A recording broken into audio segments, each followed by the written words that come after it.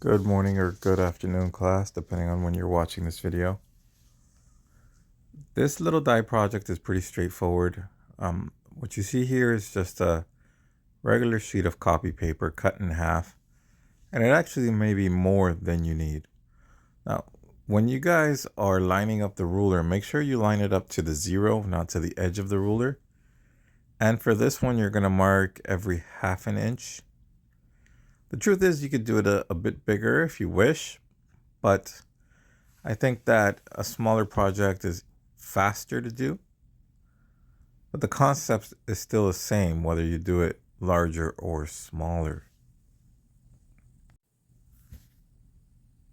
In order to make straight lines, you're going to do the same thing at the top, and then you're going to connect the lines.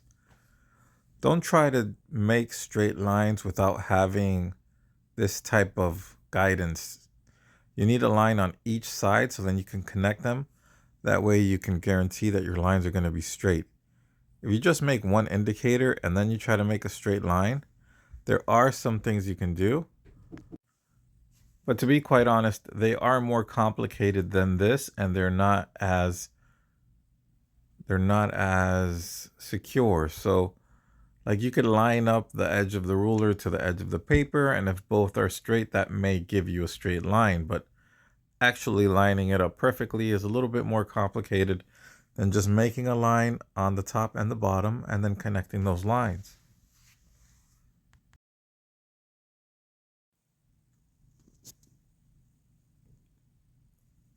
Turn the paper and do the same thing on this side. Remember, mark the top and the bottom every half inch, and then you're going to connect those lines. It's going to create a grid for you.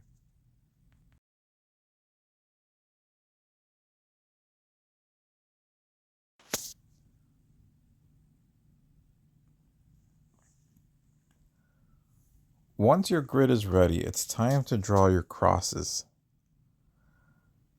Now, pay close attention to how I'm doing this, because there are going to be a couple of extra spaces around your cross that you're going to have to take into consideration. And this is so when it all comes together, you have kind of these flaps that will work in your favor. Now, for the cross, it can be 4 boxes in total from the top down, and then 2 boxes from the second one down, 1 on each side, just the way you see here. Now, here are those extra boxes that I was talking about. To the left of the cross and to the right of the cross, you're going to need to shade in that box. You don't want to cut this out later. You're going to do this on both sides. And for this project, I want you to do 2 dice. So you're going to have to do this twice. Now, as you can see, you do have some more spaces than you actually need. So you can make more if you want, but for this project, all you really need is 2.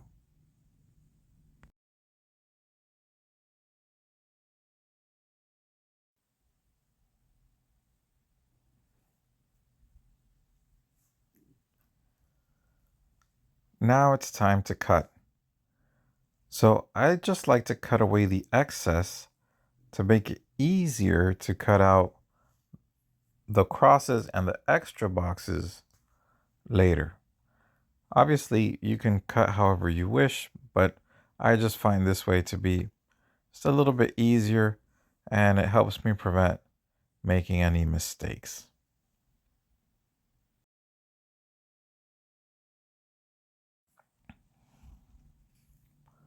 Now it's time to fold. I like to put it face down the way that you see me doing it here. And then I fold the paper up so I could see the line, and then I crease it. I think that's the best way. Cut them in 2 because creasing it the long way may be too long. It may be too long to get a nice straight edge. And this is important because it's going to help you keep your little die as square as possible.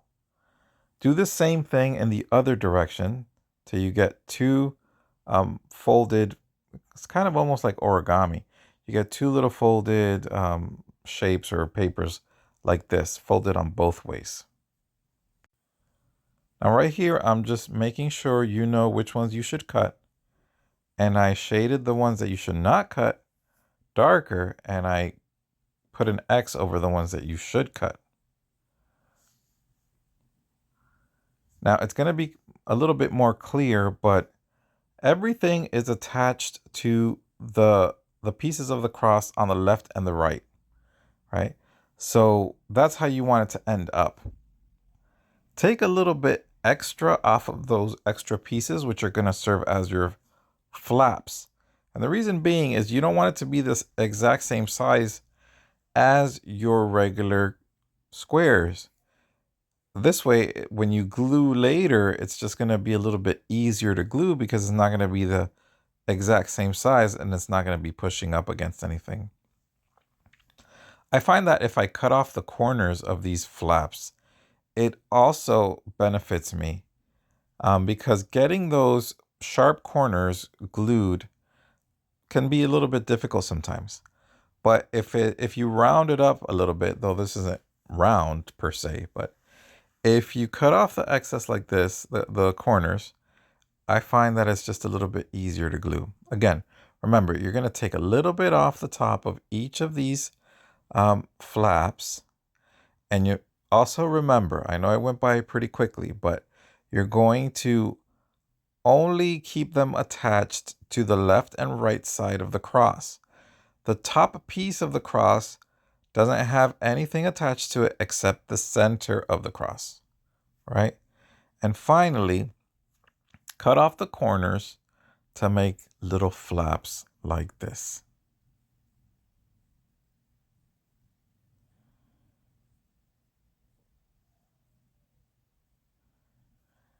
And do that to both of them.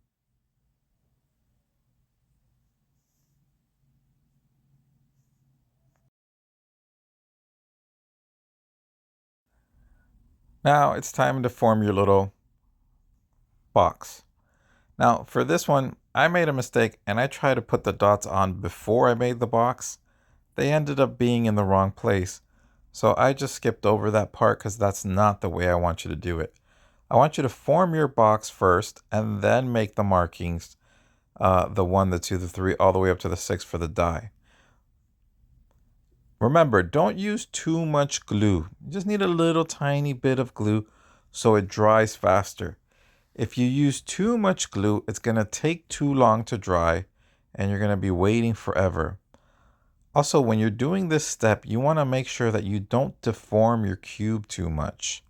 So I know that you have to delicately, try to press these parts, but don't be rough with it. You want it to keep its shape as much as possible. We're making these dice, but they're not perfect dice because I think that the perfect ones are machine made or carved in such a way that they could be perfect. Maybe you can make it with a mold. So this is just a little fun project that we're doing. They're not going to be absolutely perfect, but it's still a fun project.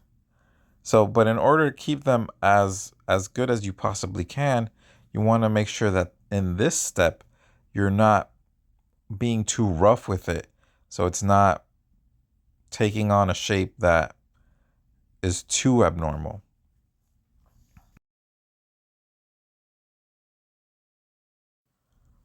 And to be honest, it's pretty straightforward here. So you fold over those flaps and they're going to connect to different sides of the cube. And you fold them over, you glue them gently with a little bit of glue until only the top remains open.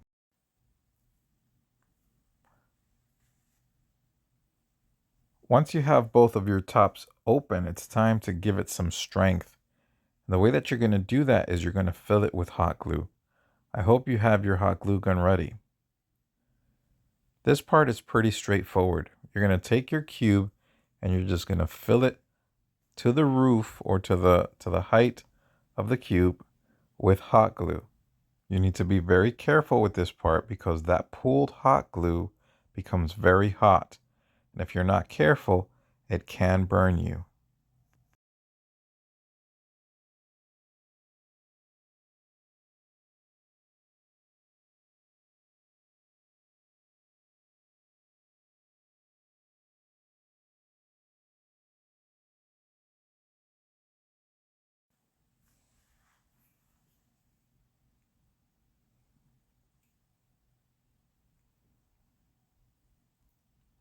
Once the hot glue has cooled, you'll see that it kind of becomes concave right there in the center because all of the heat was centered there. So as it cools, it collapses a little bit. So you could just fill up the center a little bit, and then you have a couple of options. You can just use the hot glue itself to put these flaps down. That would require adding just a little bit more hot glue for the final side of your die. You could also do this step with Elmer's glue. Either way would work. Be careful not to add too much hot glue because it might add a little bit of bulkiness to the last side of your die. And here you have it. You have your formed cube, which has a great deal of strength because in essence it's a solid block of plastic, which is the hot glue. And this little thing could last a long time. Now, if you have a hot glue like this one that has an extended metal tip, you can use that hot metal tip to shape the hot glue. And that's what I'm doing right here. If any of the sides are a little bit too wonky, let's say, you could try to even them out a bit using the hot tip of your glue gun. Some of your glue guns will not have this as a safety feature. Some of them have that area blocked up, and rightfully so. But this does end up being quite useful when you're trying to craft in this way.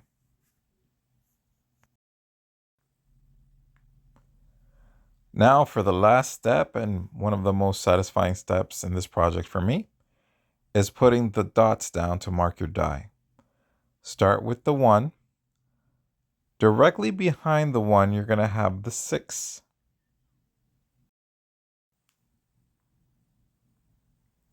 Above the 6, you have the 3.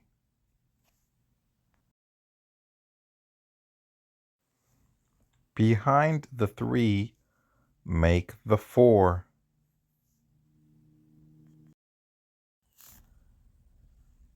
To the right of the 4, make the 5.